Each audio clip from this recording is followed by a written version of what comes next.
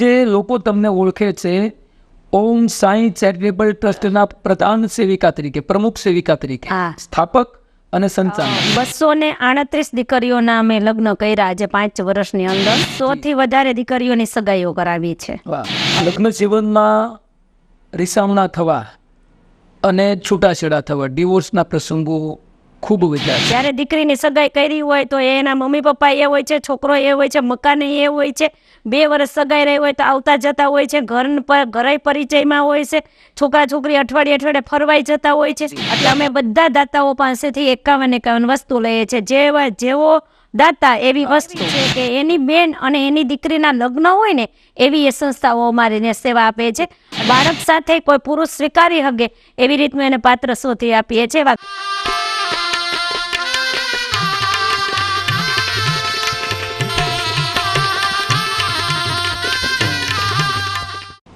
નમસ્તે દર્શક મિત્રો, સુરીલો સંગાથ ચેનલના મળવા જેવા માનવી શ્રેણીમાં આજે ફરી એક વખત એક નવી શખ્સિયત સાથે આપની પ્રેરણાદાયી મુલાકાત કરાવીશું. આજે આપણા વચ્ચે મુલાકાત આપવા માટે ઉપસ્થિત થયા છે સૌરાષ્ટ્રના જામનગર જિલ્લાના મૂળ વતની એવા શ્રીમતી વિલાસબેન સખિયા, કે જેઓ ઓમ સાંઈ ચેરિટેબલ ટ્રસ્ટના સ્થાપક અને સંચાલિકા છે. સમૂહ લગ્નો, વ્યભિચારની સંસ્થાઓ અને એવી ઘણી જ પારિવારિક સેવાઓ વર્ષોથી તેઓ કરતા આવ્યા છે. તો સુરીલો સંગાથ ચેનલમાં બેન શ્રી વિલાસબેન, અમે આપનું હાર્દિક સ્વાગત કરીએ છીએ. ખૂબ ખૂબ ધન્યવાદ. તમે ગૃહસ્થ જીવન, સામાજિક જીવન, સેવાકીય જીવન અને ટ્રસ્ટના સ્થાપક અને સંચાલક રહ્યા છો, ત્યારે આ બધી જ વિડંબનાઓની વચ્ચે વિકટ સમયમાં પણ એક સ્ત્રી થઈને આ બધી જ સેવાઓનું સંતુલન જાળવી રાખો છો. એના વિશે આપણે થોડો સેવાકીય પ્રવૃત્તિઓ પર પ્રકાશ પાડવાનો પ્રયત્ન કરીશું અને અમારા દર્શક મિત્રો સુધી આપની સેવાની સુગંધ, પ્રેરણા અને પ્રોત્સાહન બની રહે એ હેતુએ ફરી એક વખત હું મનોજ ખેની આપનું અમારી ચેનલમાં હાર્દિક સ્વાગત કરું છું. તો બેનશ્રી, અત્યારે તો કર્મભૂમિ આપશ્રીએ તાપી મૈયાના કિનારા સુરતને બનાવી છે, પરંતુ આપનું મૂળ વતનનું ગામ અને પિયર, સાસરી, એ વિશે થોડો પ્રકાશ પાડશો. મારું પિયર છે જામનગર જિલ્લાનું જામજોધપુર તાલુકાનું લોવાસર અને સાસરું છે જામનગર જિલ્લાનું કાલાવડ તાલુકાનું લક્ષ્મીપુર ગામ. બરાબર. અને તમે અભ્યાસ કેટલો કરેલો છે? મારો અભ્યાસ છે પ્રી-પીટીસી. એમાં પ્રાથમિક એજ્યુકેશન મેં મારા પિયરમાં લોવાસર ગામ લીધેલું છે. માધ્યમિક એજ્યુકેશન મેં મારા મામાના ગામ દલદેવળિયા લોકશાળામાં લીધેલું છે. અને પ્રી-પીટીસી મેં લગ્ન પછી એ આપણે કાપોદ્રા સુમન હાઈસ્કૂલમાં સ્કિલ પ્રોનું જ્યારે મોદી સાહેબ CM બન્યા પછી સ્કિલ પ્રોમાં પ્રી-પીટીસીના એવા કોર્સો થતા. પ્રી-પીટીસીનો કોર્સ મેં એક કાપોદ્રાની સુમન હાઈસ્કૂલમાં કરેલો છે. બરાબર. એટલે સાસર વર્ણે થયા પછી પણ તમે અભ્યાસને ચાલુ રાખેલો. હા. એના ઉપરથી એવું તારણ કાઢી શકાય વિલાસબેન રમૂજમાં કે પિયર જેટલું જ પ્રેમાળ સાસરું તમને સદભાગ્ય પ્રાપ્ત થઈ મળ્યું છે, એ 100% છે. સખિયા, તમારા સસુર પક્ષની અટક છે? હા. પિયરની પપ્પાની અટક કઈ છે? પપ્પાની અટક અજુડિયા છે. અજુડિયા. જી જી, ખૂબ ખૂબ ધન્યવાદ. ખૂબ અભ્યાસ કર્યો છે. સુરતને કર્મભૂમિ ક્યારથી બનાવી? સુરતને કર્મભૂમિ અમે મારા લગ્ન પછી એ બનાવી છે. મારા લગ્ન 95માં થયા છે અને 95માં પછી અમે સુરતમાં કર્મભૂમિ બનાવેલી છે. લગ્ન પછી હું મારા હસબન્ડ સાથે સુરત આવેલી છું. જી. અને આદર્શ ગૃહિણી તરીકે તો તમે સફળ સાબિત થયેલા જ છો. ઉપરાંત જાહેર જીવન અને સમાજ સેવાની પ્રવૃત્તિઓ, એનો નાની નાની શરૂઆત, નાનકડો શુભ પ્રારંભ ક્યારે, કેવી રીતે, કે પછી કોની પ્રેરણાથી થયેલો? પ્રેરણા તો એવું કે મને પહેલાંથી ને જ્યારે હું નાની હતી ને ત્યારથી જ મને સમાજ સેવા કરવી ગમતી. જ્યારે મારા લગ્ન નહોતા ત્યારે હું યુવતી કેન્દ્ર લેતી અને લગ્ન પછી 2001 પછી મેં બાળ સંસ્કાર કેન્દ્રની જવાબદારી સંભાળી હતી અને 2008 પછી મેં ટ્યુશન ક્લાસીસ મારું સંભાળ્યું હતું. મેં પોતે જ ખુદ ટ્યુશન ક્લાસીસ શરૂ કર્યું હતું. એની સાથે સાથે હું સમાજ સેવા કરતી. સ્વચ્છતા અભિયાન છે, બાળ ઉછેર કરના છે, વ્યસન મુક્તિના કાર્યક્રમ છે, સ્ત્રી સશક્તિકરણના કાર્યક્રમો છે. આવા ઘણા બધા નાના નાના સેવાકીય પ્રવૃત્તિઓ હું કરતી હતી શરૂઆતથી. Very nice. આજે લોકો તમને ઓળખે છે ઓમ સાંઈ ચેરિટેબલ ટ્રસ્ટના પ્રધાન સેવિકા તરીકે, પ્રમુખ સેવિકા તરીકે, હા. સ્થાપક અને સંચાલક, ફાઉન્ડર એન્ડ મેનેજમેન્ટ. તો એ ટ્રસ્ટનો વિચાર ક્યારથી આવ્યો અથવા એ ટ્રસ્ટની સ્થાપના ક્યારે અને કેવી રીતે થઈ, કયા વર્ષ? 2008માં મેં મારો ટ્યુશન ક્લાસીસ શરૂ કર્યું ને મનોજભાઈ, હાજી. ત્યારે મેં ઓમ સાઈ એજ્યુકેશનના નામે કર્યું હતું અને નાની નાની પ્રવૃત્તિ કરતી અને ઘણી બધી એવી સંસ્થા હતી કે લગ્નની અને સગાઈઓની સંસ્થા હતી, એમાં સેવાએ આપતી. પછી મને વિચાર આવ્યો 2019માં સંસ્થામાં સેવા આપતા ત્યારે ઘણા એવા કડવા અનુભવો થયા હતા એ સંસ્થાઓમાંથી. પછી મેં કીધું જો આપણે જ એ સંસ્થાને સેવા આપતા હોય ને એટલું કરી શકતા હોય તો આપણે કેમ નહીં, આપણે પોતાની કેમ નહીં? પોતાની કેમ નહીં. પછી મને વિચાર આવ્યો, પછી 2019માં મેં પ્રોસેસ કરી ઓમ સાઈ ચેરિટેબલ ટ્રસ્ટની એ સ્થાપના કરવાની અને મેં એ 2019માં સ્થાપનાને સ્ટાર્ટ કર્યું અને 20/1/2020ના રોજ મારી આ સંસ્થાની સ્થાપના થઈ. જાન્યુઆરી 2020ના રોજ ઓમ સાંઈ ચેરિટેબલ ટ્રસ્ટની વિધિવત સ્થાપના થઈ. રજિસ્ટ્રેશન, કરમુક્તિ માટેની એટીસી કલમ, આ બધું બધું જ. સરકારી વિધિઓ હોય એ પણ તમે દર્જ કરાવીને હા. અને એ ઓમ સાંઈ ચેરિટેબલ ટ્રસ્ટની સ્થાપના સાચી જ પહેલામાં પહેલી જે સમાજ સેવા છે એ કયા આયામ ઉપર, કઈ ટ્રેક ઉપર, કયા ભાગમાં, શું પ્રવૃત્તિ સાથે સેવાના શ્રી ગણેશ કરેલા? મેં સેવાના શ્રી ગણેશ કરેલા દીકરીઓના લગ્નથી, સમૂહ લગ્નથી. 2019માં પહેલા મેં રજીસ્ટ્રેશન જ્યારે કરવા સંસ્થા આપેલી હતી ત્યારે જ મેં 12 દીકરીઓના લગ્ન કર્યા હતા અને 20/1/2020ના રોજ જે સ્થાપના થઈ તે પછી 1/3/2020 મેં 51 દીકરીઓના લગ્ન કરાવ્યા સંસ્થા રજીસ્ટ્રેશન થયા પછી જ. એ સર્વજ્ઞાતિ દીકરીઓના સર્વજ્ઞાતિ દીકરીઓના લગ્ન કરાવીએ છીએ, જે હિન્દુ પરિવારમાં આવતા દીકરીઓના અમે લગ્ન કરાવીએ છીએ. એ સમૂહ લગ્ન અહીંયા સુરતમાં જ થાય છે કે સુરત સિવાય પણ આપની? ના, સુરતમાં જ લગ્ન કરાવીએ છીએ, સુરતની બહાર હજી નથી લગ્ન કરતા અને એવી ઈચ્છા છે કે તમારા જેવા લોકો સાથે મળીને આપણે બહાર લગ્ન કરી શકીએ. હોસલા બુલંદ હોય તો કુદરત છે એ પ્રેરણાની ગંગામાં આવતો હોય છે અને એમાંથી દીપથી દીપ જલે અને સેવાની જ્યોત છે એ ભવિષ્ય મશાલ બને જ, એમાં કોઈ શંકાને સ્થાન નથી. આટલા વર્ષથી આટલા નાના મોટા ઓછામાં ઓછા 51 દીકરીઓ હોય છે એ મારી જાણમાં છે.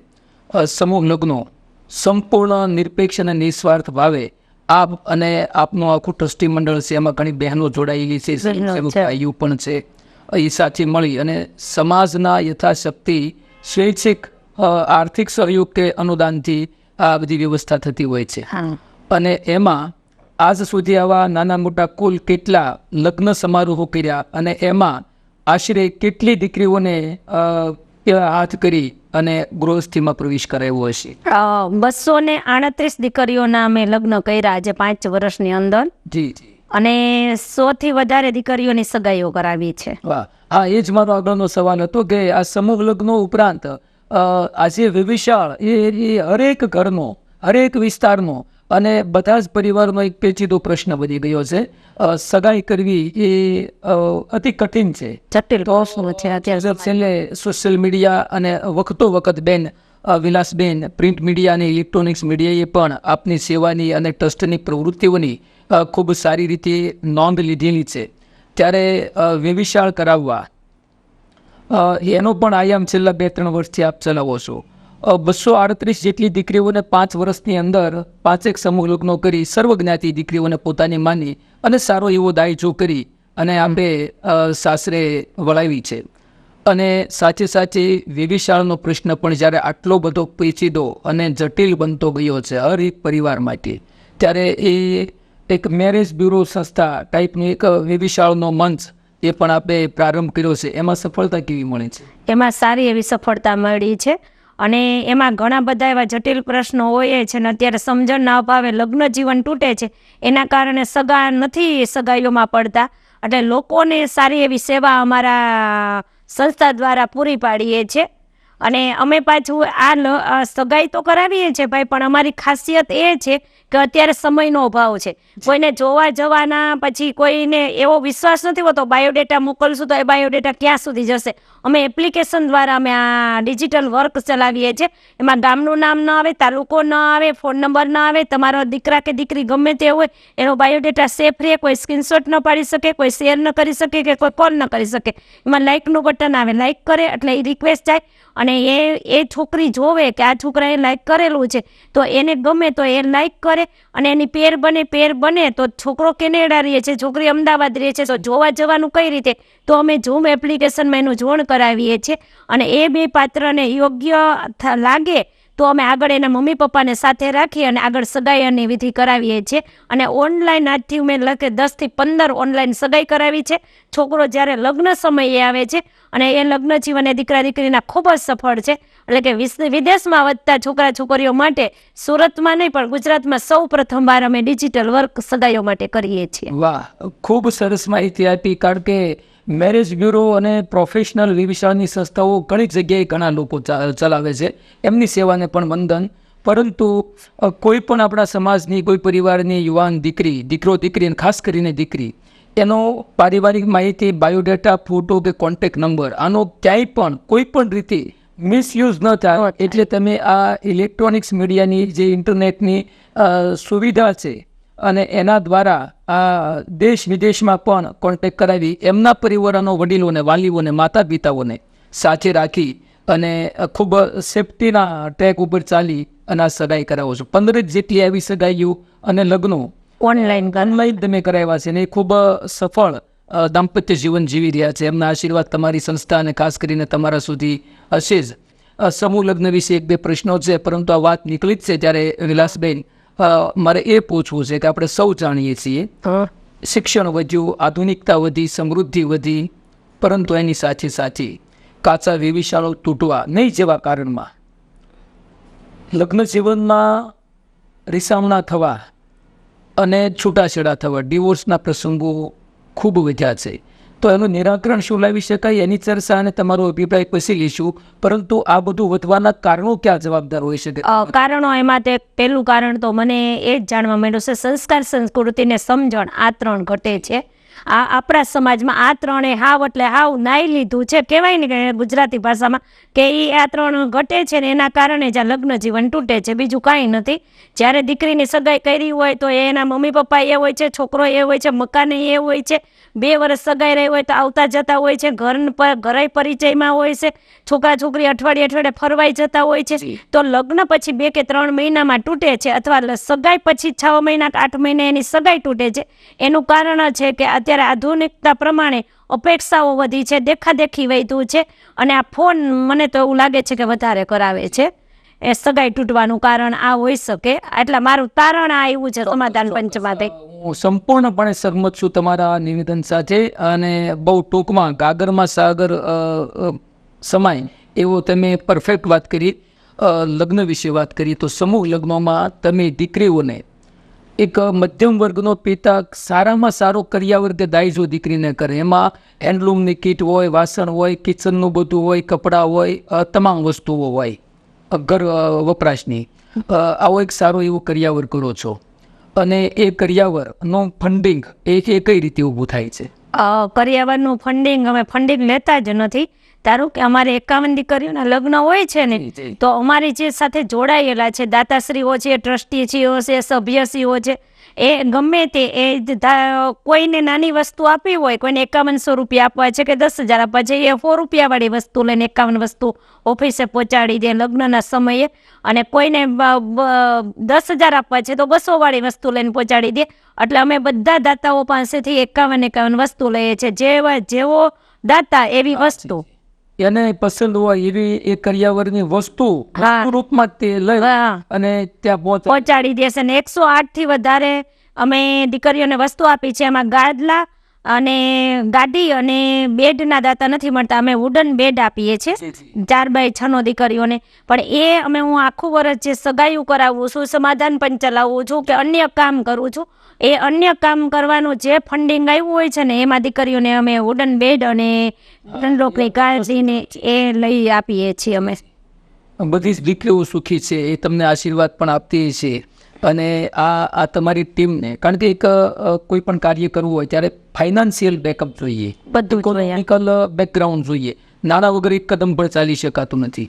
અને કદાચ ગમે એટલા નાણાં હોય, 2 કરોડ રૂપિયાનો થેલો કોઈ મૂકી જાય, પણ બેસ્ટ મેનેજમેન્ટ અને ઓનેસ્ટ સંચાલન ન હોય તો ન થાય. તો પૈસા પણ એકલા કશું કરી શકતા નથી. એટલે આ રીતે લોક ભંડોળ, અને એ પણ વગર માગી સ્વૈચ્છિક ફંડથી ફાળો કરવા આપણે ક્યાંય નીકળતા અને આવે એમાં તમે આ રીતે 5-5 વર્ષથી દીકરી પરણાવો છો. આપણા ઓમ સાઈ ચેરિટેબલ ટ્રસ્ટમાં મહિલાઓની અને પછી સ્વયંસેવક યુવા મિત્રોની મળી અને કુલ કેટલી સંખ્યા છે? કેટલા બહેનો, કેટલા ભાઈઓ? મારી સાથે લગભગ 300 થી 400 બહેનો છે, 100 જેટલા યુવાનો છે અને 20 થી 25 જેટલી સંસ્થાઓ જોડાયેલી છે. જ્યારે લગ્ન કરીએ ને ભાઈ ત્યારે 10 થી 12 હજાર માણસોનું રસોડું હોય છે અને 51 માયરા હોય છે. તો મારે 20 થી 25 સંસ્થાઓ એવી છે કે એની બેન અને એની દીકરીના લગ્ન હોય ને એવી એ સંસ્થાઓ અમારીને સેવા આપે છે. એટલે 1000 જેટલા સભ્યો તો ત્યારે એ બીજી સંસ્થાઓના અમારી સાથે જોડાયેલા છે. અંત તરફ જઈએ એ પહેલાં તમે વિવિશાળની સંસ્થા ચલાવો છો. સગાઈ થઈ ગયેલા યુવક યુવતીઓ હોય એના સર્વજ્ઞાતિ સમૂહ લગ્નો કરાવો છો. છૂટાછેડાના આપણે હમણાં વાત કરીએ એ પ્રમાણે પ્રસંગો અને ઘટનાઓ આપણા સમાજમાં ખૂબ વધતી જાય છે. ઘણી કોડભરી નાની ઉંમરની યુવાન અવસ્થાએ આપણી બહેનો અખંડ સૌભાગ્યવતી મટી એમના સેથાનું સિંદૂર કોઈ કાળે કરીને ભૂસાતું હોય, સુહાગનું મંગળસૂત્ર તૂટી જતું હોય, આઈ મીન વિધવા થતી હોય, તો આના પુનર્લગ્ન, વિધવા વિવાહ કે છૂટા થઈ ગયેલા હોય એના પુનર્લગ્ન એ કરાવવાની દિશામાં પણ કંઈ વિચારો છો? અથવા વિચારતી નથી, પણ હું કરાવું જ છું. યસ. જે ગંગા સ્વરૂપ બહેનો છે, પછી છૂટાછેડા થઈ ગયેલા છે અને એના યોગ્ય પાત્ર એને શોધી આપીએ છે.